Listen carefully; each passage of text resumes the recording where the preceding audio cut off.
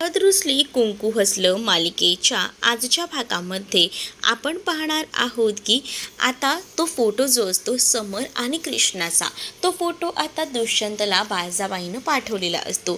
तिला असं वाटत असतं की चला फायनली आता या दोघांमध्ये चांगलीच भांडणं होतील आणि या दोघांची भांडणं पाडण्यासाठी खूपच जास्त इंटरेस्टेड आता ती असते. आणि मग आता ते विचार करत असते इकडे की नक्कीच आहे ना मला फोन येईल आणि मग तर त्याचा फोन आला ना का मग मी त्याला चांगलंच उत्तर देते. आता तो मला फोन करेल ही बरोबर इच्छा जी आहे ती मात्र ह्या इथे असणाऱ्या या बाळजाची होती. बाळजा विचार करणार तेच बाळजाच्या मोबाईलवर दुष्यंतचा फोन येतो. दुष्यंत आता बाळजाला म्हणत असतो की तुम्ही मला फोटो पाठवला.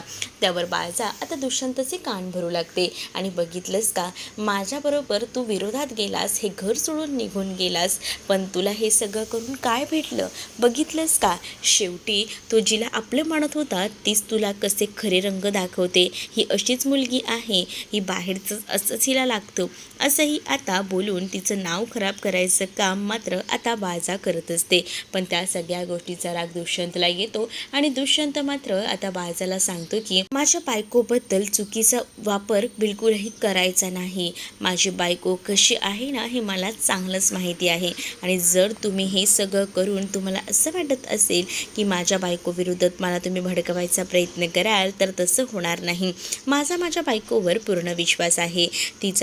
मी तिच्यावर खूप जास्त प्रेम करतो आणि पुन्हा जर मला तिच्याबद्दल असे काही फोटोज व्हिडिओज पाठवले तुमच्याबद्दलचं जे काही मनात स्थान आहे ना ते सुद्धा निकामी होऊन जाईल एवढं लक्षात ठेवा. कारण आहे ना मला ना तुमच्याशी वाद घालण्यामध्ये कोणताही इंटरेस्ट नाही आहे.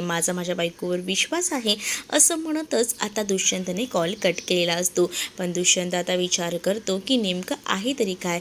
या कृष्णाने पण मला सांगितलं नाही. हा कृष्णाचा मित्रच दिसतोय ज्याला कृष्णा मदत करत असते. असाही आता विचार ना इथे असणाऱ्या या दुष्यंतने केलेला असतो. दुष्यंत आता तोच फोटो सारखा बघत असतो. पण आता गावातले काही दोघं जण तिथे आलेले असतात. बंड्या त्यांना घेऊन आलेला असतो. खरं तर त्या माणसाला ना त्याच्या मुलीची एक पॉलिसी काढायची असते आणि त्या संदर्भात काही माहिती कळत नसतात. फॉर्म भरायचा असतो आणि म्हणून दुष्यंतकडे ते आलेले असतात. तर बबन्या त्यांना घेऊन येतो आणि बबन्या त्यांना म्हणतो की बसा तुम्ही, दुष्यंत सरकार तुम्हाला मदत करतील. आता दुष्यंत त्यांना मदत करायचं ठरवतो. दुसरीकडे कृष्णा आलेली असते. तर कृष्णाला सुद्धा आता बबन्या अडवतो आणि म्हणतो की तू अपॉइंटमेंट घेतली आहे का दाजींना भेटायची? कारण दाजींना आता अपॉइंटमेंटशिवाय भेटत नाही म्हणून तुला विचारलं. मी त्यांची बायको आहे, मला कसली अपॉइंटमेंट लागणार आहे? नाही हां, मला त्यांना भेटायचंच आहे. अगं नाही भेटता येणार, ऑलरेडी आतमध्ये क्लायंट आहे, ते झाल्यानंतरच तुला भेटता येईल असंही आता मुद्दामूनच बबन्या सांगत असतो. पण इकडे असणारी ही कृष्णा बिलकुलही ऐकायला तयार नसते. कृष्णा म्हणत असते की तू ना मला काही सांगू नकोस, मी तर जाणारच आहे यांना भेटायला, असं बोलूनच ती आता आतमध्ये जात असते. इकडे मात्र असणारा हा दुष्यंत त्यांना पॉलिसीबद्दल पूर्ण माहिती समजावून सांगत असतो. म्हणजे ही पॉलिसी कधी मॅच्युअर होणार आहे, तुम्हाला किती पैसे भरायचे आहेत, या सगळ्यापासून सगळी गोष्ट तो त्या माणसाला व्यवस्थितपणे समजावून सांगत असतो. जेव्हा आता या सगळ्या गोष्टी तो समजावून सांगतो ना तेव्हा आता एवढं समजावून कधीच कोणी त्यांना सांगितलं नव्हतं. एवढे डिटेलमध्ये माहिती आता दुष्यंतमुळे त्यांना कळलेली असते. दुष्यंतने आता त्यांना फॉर्म वगैरे सुद्धा भरून दिलेला असतो. त्यामुळे आता त्यांना बरं वाटत असतं. आणि तेवढ्यातच ना कृष्णा तिथे आलेली असते आणि कृष्णा हे सगळं काही ऐकते. कृष्णा विचार करत असते की किती ना माझा नवरा दुसऱ्यांना मदत करतो आणि असंच तिला हवं होतं की दुसऱ्यांना मदत करणारा आपला नवरा. कारण बाळजा ही नेहमीच गावातल्या लोकांना त्रास द्यायची, पण आता इथे दुष्यंत अगदीच उलट वागत असतो आणि त्यामुळेच आता गावकरी खूप जास्त सुखावलेले असतात. त्यातच आता इकडे मात्र पाहायला मिळत असतं जाताना ते म्हणतात सुद्धा कृष्णाला, कृष्णा तू खूप जास्त लकी आहेस कारण तुला तुझा रांगडा गडी भेटला आहे. दुसरीकडे आता कृष्णा घरात तर आलेली असते आणि दुष्यंत तिला बसण्यासाठी सांगतो. इकडे आता समर निघालेला असतो दुसऱ्या वाटेने, पण समोरच्या वाटेत ना मुद्दामून काटे पेरायचं काम आता बाळजानं केलेलं असतं.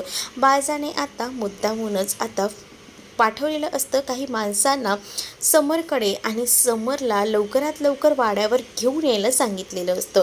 पण आता समर जो आहे तो ऐकत नसतो. पण समरला सांगितलं जातं की तुला यावं लागणार. मग समर म्हणतो कोणी तुम्हाला पाठवलंय ते सांगा. मग आता बाळजाबाईने पाठवलंय, बाळजाबाईंना तुम्हाला भेटायचं आहे, या तुम्ही आमच्यासोबत वाड्यावर, असंही आता त्याला म्हटलं जातं. मग आता बाळजाने पाठवलंय म्हटल्यावर आता मात्र समर जो आहे तो समोर उभा असलेल्या बाळजाच्या माणसाची चांगलीच गचांडी धरतो. बाळजानं बोलवलंय का, मी येतो, आणि असं बोलूनच आता तो तिकडनं जायला निघतो. दुसरीकडे आता कृष्णा घरी आलेली असते तर दुष्यंतला कृष्णासोबत बोलायचं असतं. कृष्णाला आता दुष्यंत म्हणत असतो की आज तुझा मित्र भेटला होता. दुष्यंत तर आता कृष्णाला जेव्हा हे सगळं बोलतो ना तेव्हा कृष्णा पाहतच राहते. कृष्णाला समजत नसतं की काय बोलावं ते, आणि त्यामुळेच ना आता कृष्णा म्हणत असते की तुम्ही काय बोलताय मला कळलं नाही. त्यावर दुष्यंत आता त्याच्या मोबाईलमध्ये असलेला तो फोटो कृष्णाला दाखवतो आणि हे बघ, हेच मला आईने पाठवलं आहे बघ, बरोबर आहे ना. मग आता हाच तुझा मित्र आहे ना. मला ना आईने पाठवलं, त्याचा अर्थ आई आपल्या दोघांमध्ये भांडणं लावायचा प्रयत्न करत होती. पण मला तुझ्यावर पूर्ण विश्वास आहे, कारण तू असं सगळं काही करणार नाही हेही मला माहिती आहे. कारण मी ना ह्याला आपल्या घरात ना होळीच्या दिवशीसुद्धा बघितलं होतं, बाळजाबाई विरुद्ध बोलण्यासाठी म्हणून तो तिथे आला होता. म्हणजे हा तुझा मित्रच आहे, ह्या गोष्टी तर मला एकदम कळलेल्या आहेत. मग आता दुष्यंत कृष्णाला एका जागेवर बसवतो आणि या सगळ्या गोष्टी सांगत असतो. म्हणजेच माझा तुझ्यावर पूर्ण विश्वास आहे की तू असं काही करणार नाही, पण तरीसुद्धा मी तुला या सगळ्या गोष्टी सांगतोय ती ह्याचसाठी की बघ, थोडं समजून घे मला काय म्हणायचं आहे ते. त्यावर दुष्यंत कृष्णाला जेव्हा समजवत असतो तेव्हा तो हेही म्हणतो की माझा तुझ्यावर विश्वास आहे. मी उलट बाळजाबाईंना सांगितलं की पुन्हा मला असं काही पाठवू नका. जर मला पुन्हा असं काही पाठवायचा प्रयत्न केला तर माझ्यापेक्षा वाईट कोणीही नसू शकतं, हे सुद्धा मी त्यांना सांगितलेलं आहे. त्यामुळे तू काळजी करू नकोस, मी तुझ्यावर विश्वास ठेवतो. आणि मुळात आहे ना, तुला जर काही असेल ना तर ते माझ्यासोबत शेअर करत जा. मग दुष्यंतचा एवढा विचार करतच कृष्णाही म्हणते की खरंच ना, तुम्ही कसे आहात ना, मी कधीच ना असा विचार केला नव्हता की माझा नवरा इतका चांगला असेल. पण आज आहे ना, मी स्वतःला खूप जास्त भाग्यवान समजते की तुम्ही माझ्या आयुष्यात आहात, तुम्ही मला समजून घेता, असंही आता कृष्णाला वाटत असतं. कृष्णा आता दुष्यंतकडे पाहत असते, पण आता कृष्णा विचार करत असते की आता ह्यांना जेव्हा समजेल खरी परिस्थिती तेव्हा काय होईल. पण तरीसुद्धा आता कृष्णाने ज्या काही गोष्टी आहेत त्या थोड्याफार सांगितलेल्या असतात. तो बाळजाने त्यांची खूप जास्त वाईट अवस्था केलेली आहे आणि म्हणूनच तो बाळजाच्या विरोधात उभा आहे हेही आता सांगितलं जातं. म्हणजेच त्याने काही नाती बाळजामुळे गमावली आहेत. ही गोष्ट जेव्हा आता कृष्णामुळे दुष्यंतला समजते तेव्हा दुष्यंत म्हणत असतो की त्या सगळ्या गोष्टी ठीक आहेत, पण तरीसुद्धा ना आता थोडा विचार करण्यासारखीच गोष्ट आहे. बघितलंच ना कसं आहे ते, या सगळ्यामध्ये सुद्धा ना दुष्यंत कृष्णाला खूपच जास्त समजून घेत असतो आणि त्यामुळे आता कृष्णाला सुद्धा अगदीच भरून आलेलं असतं. तीही विचार करते की खरंच ना दुष्यंत सरकार मला किती समजून घेतात. मग ती आता दुष्यंतकडे बघतच म्हणत असते की माझं जर काही चुकलं असेल तर त्यासाठी खरंच मी तुमची माफी मागते, पण तुम्ही माझ्यावर विश्वास ठेवाल ना. दुष्यंत म्हणत असतो की माझा अगदीच डोळे झाकून तुझ्यावर विश्वास आहे, मी अगदीच तुझ्यावर पूर्णपणे विश्वास ठेवू शकतो आणि म्हणूनच तर मी बाळजाबाईंना चोख उत्तर दिलं आहे. पण यानंतर तुझ्या मित्राला समजावून ठेव, जर तो काही चुकीचं वागला बाळजाबाईंविरोधात, त्याने काही करायचा प्रयत्न केला तर माझ्यापेक्षा वाईट कोणीही नसेल, मग मी ना त्याला सोडत नसतो. मग ह्याही गोष्टी त्याला जरा नीट समजावून ठेव, असं देखील आता इकडे असणारा हा दुष्यंत सांगू लागतो. त्यावर मात्र मी बोलेन त्यांच्याशी, तुम्ही काळजी करू नका, असंही आता म्हणून ती आता कसंबसं दुष्यंतला सावरून घेत असते. दुष्यंत म्हणत असतो की चल आता जास्त विचार करू नकोस, असं बोलून तो आता सगळं काही वातावरण शांत करायचा, समजून घेण्याचा प्रयत्न करतो. आणि या सगळ्या गोष्टी मुळात ना कृष्णाला खूप जास्त आवडतात. दुसरा तिसरा कोणी असला असताना तर मला त्याने खरंच ना अक्षरशः मारलं असतं, घराबाहेर हकलवलं असतं, पण तुम्ही तसे नाही आहात, असं देखील कृष्णा आता दुष्यंतला बोलत असते. आता इकडे समर बायजाबाईच्या घरी पोचलेला असतो आणि तेव्हाच बायजाबाईच्या घरात जायच्या आधीच तो इकडे तिकडे पाहत असतो. तिकडे आता सगळीकडेच ना बायजाबाईचे बॅनर लावलेले असतात आणि त्याचासुद्धा ॲटिट्यूड काही कमी नसतो. त्याला आता जाऊन बायजाला भेटायचं असतं आणि त्यासाठी तो एका वेगळ्याच ॲटिट्यूडमध्ये गेलेला असतो. कारण त्याला आता काही झालं तरीसुद्धा बायजाच्या समोर उभं राहायचं असतं एकदम कणखरपणे. बायजा तिथं बसलेली असते. आता बायजासोबत बायजाचे यावेळेला चेले नसतात, म्हणजेच कोण तर जयकांत त्यासोबत दलपत हे कोणीही नसतात. बायजा एकटीच हॉलमध्ये बसलेली असते आणि समर बायजाला भेटायला आलेला असतो. समरला आता बायजा म्हणत असते की तू कोण आहेस, काय आहेस ही माहिती काढत असते आणि त्याच वेळेला कृष्णाबरोबर तुझं काय काम, कृष्णाला तू कसा ओळखतोस, त्यावर आता समर कृष्णाबद्दल कौतुक करतच सांगत असतो की मला असं कळलेलं आहे की कृष्णा जी आहे ती न्यायासाठी उभी राहते, अन्यायाविरुद्ध उभी राहून ती आता सगळ्यांना साथ देते. या सगळ्या गोष्टी मला माहिती आहेत आणि म्हणूनच तर मी तिच्या पाठीशी म्हणजेच तीही माझ्या पाठीशी तितकीच उभी आहे असंही आता सांगितलं जातं. जेव्हा या गोष्टी सगळ्या काही सांगितल्या जातात ना तेव्हा मात्र आता इथे असणारा हा समर जे तोंडाला येईल ते बोलू लागतो. म्हणजेच आता समरने आता सगळ्या गोष्टी मांडलेल्या असतात. समर म्हणत असतो की तुम्हाला असं वाटत असेल की कृष्णाच्या विरोधात मी जाईन, पण कृष्णा ही माझ्यासाठी देव आहे आणि तिने आतापर्यंत माझ्यासाठी बरंच काही केलेलं आहे. त्यामुळे आता तुमचं माझ्याकडे काय काम, तर त्यावर आता दुश्मनचा दुश्मन हा माहिती आहे ना तुम्हाला माझा कोण आहे ते तुमचं काय करायचं आहे ना ते तुम्ही करा, पण कृष्णाच्या विरोधात मी जाणार नाही. खरं तर कृष्णाच्या विरोधात उभं करायला समरला आता बायजानं बोलवलेलं असतं, पण बायजाला तो म्हणतो की आपण कट्टर आहोत, जिथे अन्याय होतो तिथे आपण उभं राहतो अगदीच कृष्णासारखं आणि आपण आपल्या अंगात ना खानदानी रक्त आहे आणि त्यामुळेच ना आम्ही असे गप्प बसणारे नाही आहोत आणि तुम्ही जे जे काही बोललात ना आतापर्यंत ते सगळं काही मी रेकॉर्ड केलेलं आहे. अजून तुम्हाला काही बोलायचं आहे का, असंही आता म्हटलं जातं. जेव्हा आता या सगळ्या गोष्टी बोलल्या जातात ना तेव्हा मात्र आता खूपच भयंकर असा धक्का ना इथे असणाऱ्या या बायजाबाईला बसलेला असतो. बायजाबाईला सरळ सांगितलेलं असतं की बघा, लक्षात असू द्या, तुम्हाला जर या गोष्टी अशा एकदम हलक्या वाटत असतील तर त्या हलक्यात घेऊ नका, नाही तर त्याचे परिणाम आहे ना लई म्हणजे लई वाईट होतील बघा, असंही आता सांगितलेलं असतं. जेव्हा आता या सगळ्या गोष्टी समोर सांगतो तेव्हा मात्र आता बायजा थरथर कापत असते, कारण त्या समोर ना ती काहीच बोलू शकणार नसते. समोर आता शांत बसत नाही, तर समोर जे काही तोंडात येईल ते बायजाला बोलून टाकतो. त्यामुळे बायजा आता पक्कीच घाबरलेली असते आणि ह्याच्यात नक्की कोणतं खानदानी रक्त वाहतंय हे काही बायजाला कळत नाही. समर आता तिला सुनावतो आणि निघून जातो. दुसरीकडे कृष्णा आता समरच्या घरी गेलेली असते आणि तिथे जाऊन ती अनुसयाला विचारते की समर कुठे आहे, कारण बायजाबाईला संशय आलेला आहे. तेवढ्यातच आता समर घरी आलेला असतो आणि समर जेव्हा घरी येतो तेव्हा कृष्णा त्याला जाब विचारत असते आणि कृष्णा म्हणत असते की तू कुठे होतास ते सांग मला, कारण बायजाबाईंना तुझ्यावर संशय आला आहे. ह्यांना तुझा आणि माझा फोटो आपण दोघंही जण बोलत होतो तो फोटो बायजानं पाठवला आहे, तर का तर मुद्दामून माझ्या नवऱ्यावर ती आता आरोप करायला बघत होती की तुझी बायको बघ बाहेर काय करते, पण माझ्या नवऱ्याचा माझ्यावर विश्वास आहे म्हणून उलट त्या बाईलाच माझ्या नवऱ्यानं तोंडावर पाडलेलं आहे.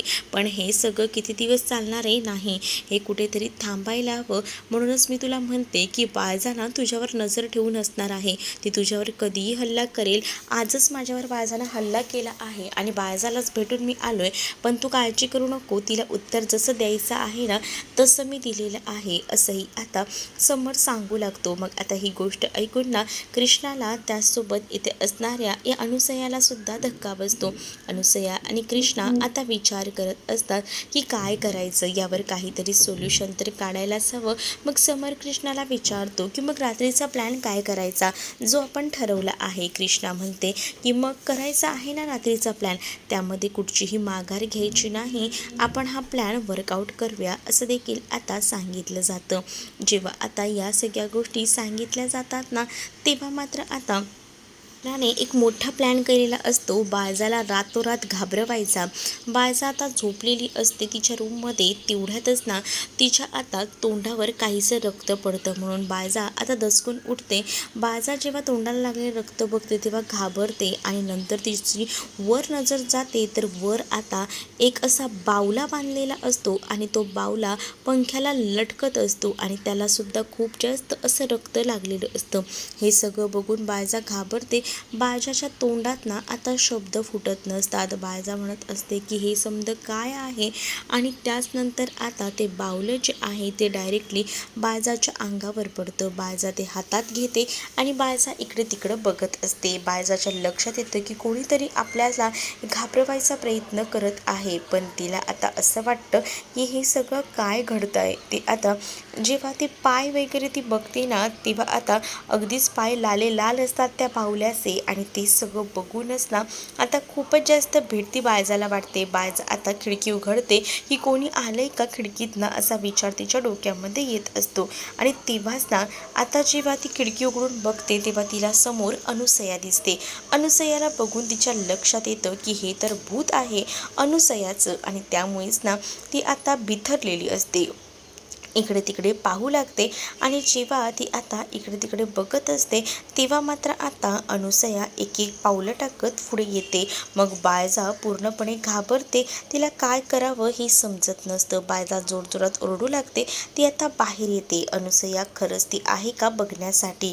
मग आता बाळजा अनुसयाला बघते आणि तिथे चक्कर येऊन पडते.